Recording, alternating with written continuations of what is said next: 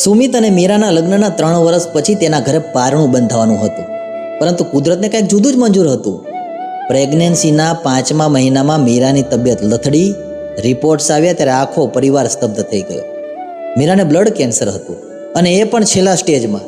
ડૉક્ટરે સલાહ આપી કે જો મીરાનો જીવ બચાવવો હોય ને તો ગર્ભપાત કરાવવો પડે તેમ છે, કારણ કે કિમોથેરાપી અને ભારે દવાઓ બાળકની તબિયત બગાડી શકે છે. પણ મીરાએ મક્કમતાથી ના પાડી દીધી અને તેણે સુમિતનો હાથ પકડીને કહ્યું કે મારું જે થવું હોય તે થાય, પણ મારા અંશને આ દુનિયા જોવાનો હક છે, હું લડીશ. પછી શરૂ થઈ એક એવી જંગ જેમાં એક તરફ મોતનો પંજો હતો તો બીજી તરફ માતૃત્વનો મક્કમ નિર્ધાર. મીરા દિવસ રાત પીડાથી કણસતી. કેન્સર તેના શરીરને અંદરથી કોરી ખાતું હતું, છતાં પણ તેના ચહેરા પર એક અજીબ સ્મિત રહેતું હતું.